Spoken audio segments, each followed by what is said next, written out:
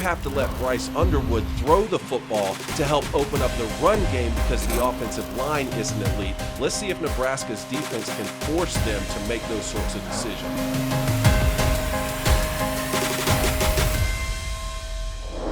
It's a big game in the Big Ten. Nebraska 3-0. All the hope. It's back. Matt Rule, the builder. Nebraska football looking like its old self, hosting Michigan 2-1. Obviously lost that game at OU, bounced back and murdered Central Michigan last week. You can find Central Michigan in the middle of the state of Michigan. Michigan's a 3-point favorite. The over-under, I've got it at 44.5. And the money right now laying Michigan -3. Former Michigan. Why are you taking my job, dude? Why are you taking my job, man? Why are you taking my job? I heard Michigan's a 3-point favorite. Actually, they're 2.5. Oh, yeah. Well, yeah, David Cone. Oh, go ahead. Oh, nothing. David just saluted and he said 2.5. I said, in your face. Lock it in, kid. Yeah. Lock it in up there. Big week.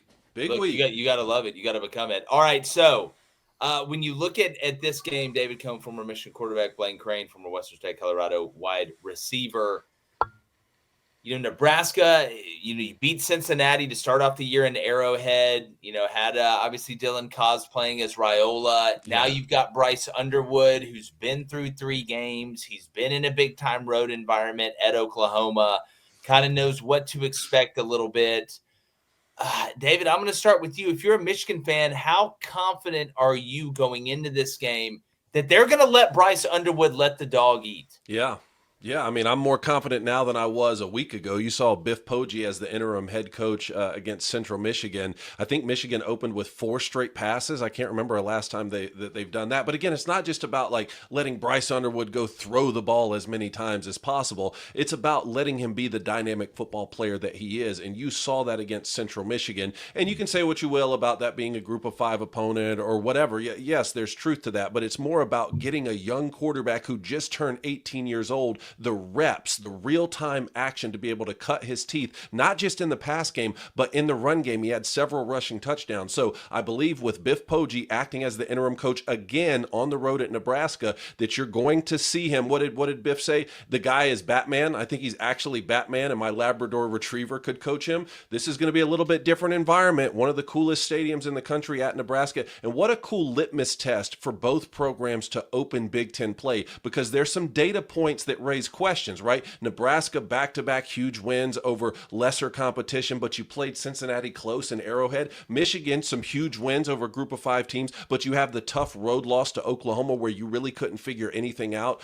on the offensive end. I guess my question, and I have a couple on both sides of the ball, but the one I'll start with is Nebraska on offense. Dylan Raiola has shown that he can be effective against zone coverage, right? And Michigan on defense has shown they'll give up plays in zone coverage. Can Dylan Raiola and the Nebraska offense be patient enough to go 8, 9, 10, 11 plays in that short passing game where they can have success to be able to have sustained drives against Michigan's defense? Blaine, we feel like we know a decent amount about Michigan, right? We again, there's a long way to go. We wonder about the speed element on the outside. We know McCulley, as far as possession goes, I mean, he's their leading receiver. He's always open because of his size and ability to go get it. Mm-hmm. Haynes, almost 400 yards rushing, 5 touchdowns. Bryce Underwood, we've seen flashes, but we've seen them against high-quality competition on the road at Oklahoma. With Nebraska, we've got a year and some change of Dylan Raiola. We knew Dane Key was going to do some nice things for him. He's got almost 200 receiving yards and 3 touchdowns. Do we know enough about Nebraska to feel good about them being able to not dominate this game, but just be better than Michigan, or do we just not know? Well, I think a couple of things here. I don't think either team's going to dominate this football game. And 2, I mean, I think we have to account of this game being at Nebraska, right? If anything, if there's a fan base, and look, kudos to them that will show out even when they're winning 5 games this season, that will fill every single seat in that stadium. It's the Nebraska fan base. And that is huge for a guy who's coming in. I know he had a big road start against Oklahoma that they lost, but who's going to be coming into a hostile environment in Nebraska. And there's a couple things that I know, right, about both these teams. One, Bryce Hunter was damn good. All right, he's young. Like, he was born in the dark. All right, darkness is not only his friend, he was born in it. Two, I think Michigan is more of a complete team right now than Nebraska. But the thing about it is at Nebraska. And can Dylan Raiola, right, finally, Matt Rule, the builder. I've been waiting for this damn building to get done forever, right? Sooner or later, it has to finish. Can he start to fulfill the promise he made? And it starts with Dylan Raiola. And what a better matchup, guys. Yeah. Maybe this might be the biggest quarterback matchup we've had so far just from these two guys. Dylan Raiola versus Bryce Underwood at Nebraska. I mean, I don't know if it gets any bigger or gets any better than this. Well, and I'm going to talk about the zone coverage, Cone, because I think it's an interesting point. You know, we did the Auburn-Oklahoma preview and talked about Auburn's struggles in man, so I want to kind of get the other side of it on the zone coverage you're talking about. But, Blaine, you bring up a point, and it's true. I just think Nebraska fans are sick of this, sick of hearing about how well they show up, but the team doesn't. You know? Like, I mean, I've coached at that place. They have how many sellouts in a row? And Nebraska fans are known for being loyal and how much they care. But at some point, you got to do it on the field, man. Like, God, like what, 50, 40 years running around the desert, showing up? You telling me there's going to be water? And there's never water. There hasn't been water in so long. And now you get a chance with a Michigan team that's going to be ranked to give you some cachet if you're Nebraska to start 4-0, right? Start 1-0 in the Big Ten. Look at the rest of the schedule. Getting Michigan State at home after this one. Going on the road to a Maryland team you're better than. Then at Minnesota. Then Northwestern at home. Then USC at home. This could be the start of something big where you could look up in November and actually have a shot at something that Nebraska hasn't been able to touch since corn was a different color. So, yeah, they're going to show up and cheer hard. But, damn it, at some point, win the big one. And I think they're good enough to win it. And this is a big one in the circumstance of what they could do for the rest of the season. So, yeah, great. We showed up, right? Yeah, my washing machine shows up. Every time I walk up here, it's up here, ready for work. So I don't know. I heard your washing machine won the big game.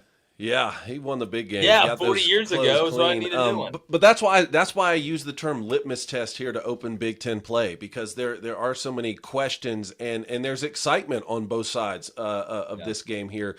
For Nebraska, like you said, man, trying to build on that pillar to get back to what they were, what I remember them in the 90s and the early 2000s with Eric Crouch, those really great teams.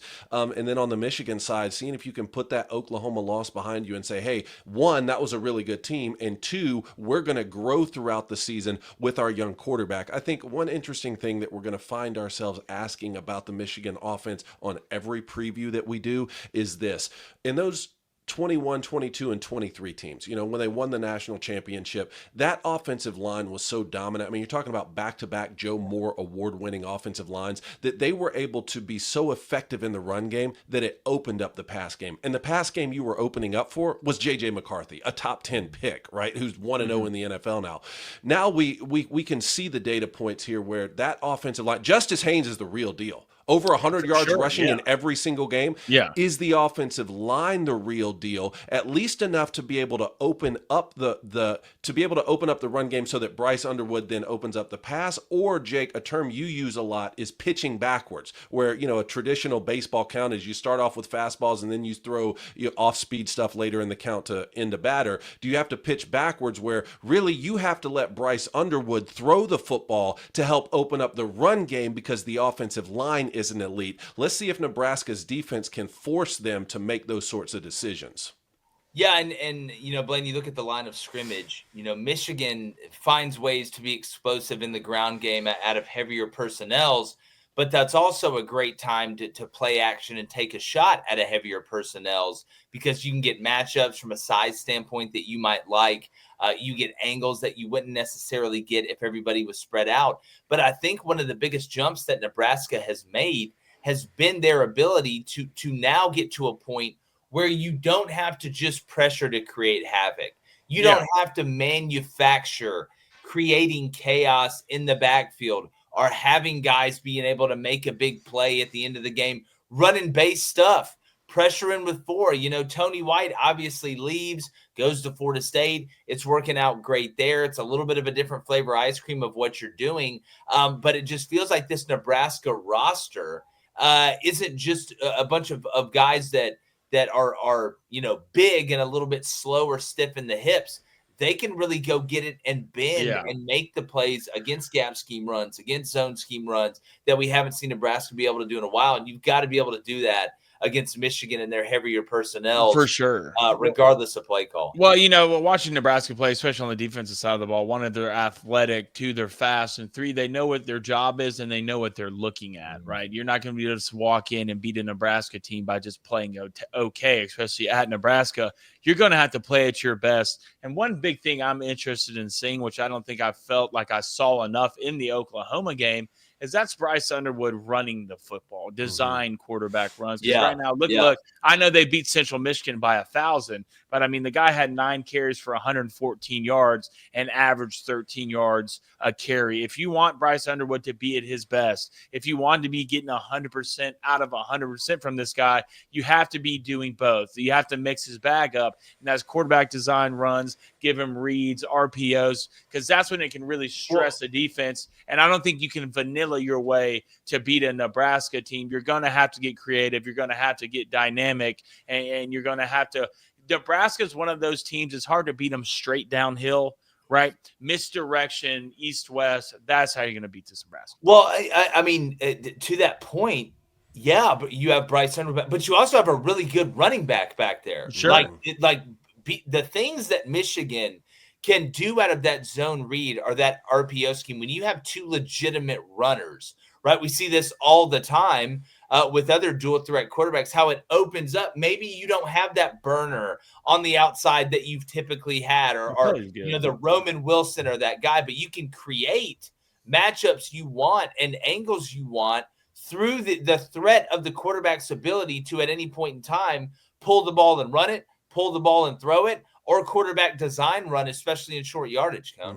Yeah, well, I really like what Chip Lindsey has done so far with the balance, especially some of the dynamics that we saw that were added against Central Michigan. And what I mean by that is, Michigan still loves their heavy personnel and condensed splits, and that was a big factor in the Jim Harbaugh era. And certainly Sharon Moore, who was the offensive coordinator for those teams, wants to carry that over. And it means something to play that style of football, particularly in the Big Ten, particularly late in the season when you get some of these snow games. Michigan is not going to abandon that. But one thing you have to understand, when you get those heavy personnel and jumbo packages and condensed splits, it's easier for the defense to disguise their coverages. Well, you don't want to make it easy for defenses to disguise coverages, particularly when your quarterback is 18 years old. I like what Chip Lindsey is doing with switching things up between heavy personnels, condensed splits, but then also getting things out wider, a little bit more Josh Heupel-esque, where it becomes a simple math equation for Bryce Underwood to know whether or not we're spitting the now screen, whether we're handing off, whether we're true zone read, whether it's true play action. And again,